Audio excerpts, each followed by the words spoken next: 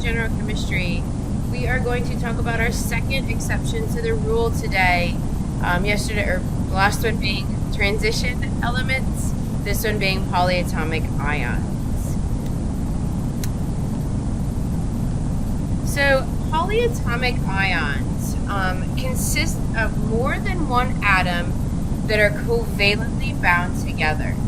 I like to think of them as little packets of charged particles. So these are going to be two or more elements that are going to stay together in their little package, but this little package of atoms is going to carry a positive or a negative charge. So it's a charged molecule instead of just a charged atom. Because it is a charged molecule, it will still participate in ionic bonding. So polyatomic ions are still ionic bonding. So here's a list of common polyatomic ions.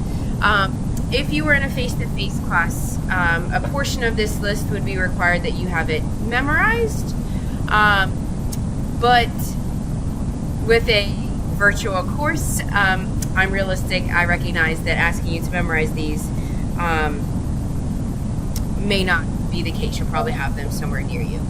But don't let that be a crutch. Make sure that you guys know how to work with these before the test. Don't figure that out during the test. Okay? So here's what we see. We see several different polyatomic ions. So let's look here at nitrate. Okay? So nitrate consists of nitrogen and 3 oxygens. So nitrogen and 3 oxygens, that is a nitrate molecule. Now, this molecule, I like to put them into parentheses. So that's kind of my way of packaging them up to know that the N, the O, the 3 cannot change, that stays together. So this package of atoms carries with it a charge. So this is a charged package or a charged molecule. So nitrate carries with it a charge. I am not allowed to touch anything inside of this package. All of those are completely off limits. Okay.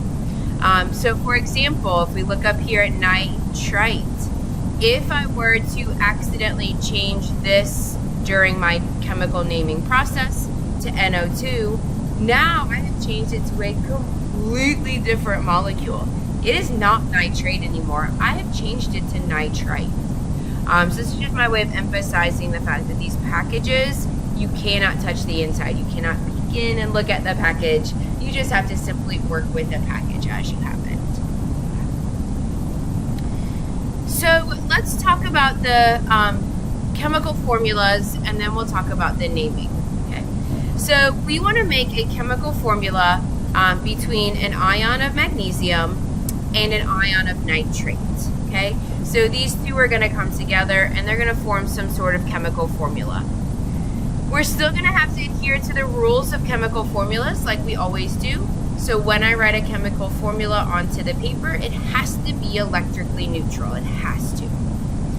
So this chemical formula, we're going to bring that magnesium down. So we're going to write Mg. You guys hopefully have been practicing with that flippity-floppity rule, right? So the magnitude of the charge flips down and becomes the subscript. Guess what? That still works for polyatomics. So I'm going to take this 1 charge from the nitrate, and that's going to be the subscript on the magnesium. So that implied 1. Okay. Then I'm going to bring my nitrate down. So I'm going to leave it in parentheses. So NO3.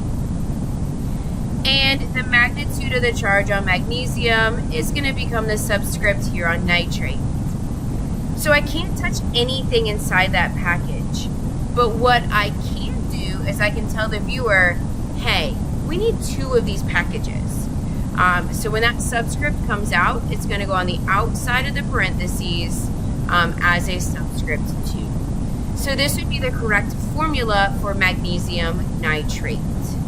Remember, this is off limits. Do not touch or change. If you need to add a subscript, package it up, put it in parentheses, put the subscript on the outside.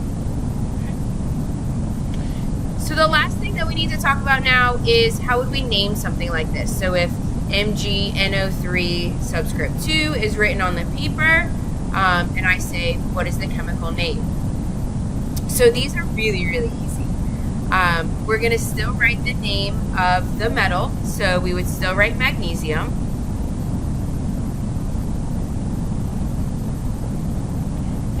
And once you recognize it as a polyatomic ion, you just simply write the name of the polyatomic ion. So NO3, that is right here, and I just simply write its name. Nitrate. So the name of this compound is magnesium nitrate. That ends the all of the lecture videos that I have for ionic naming. You have to go practice.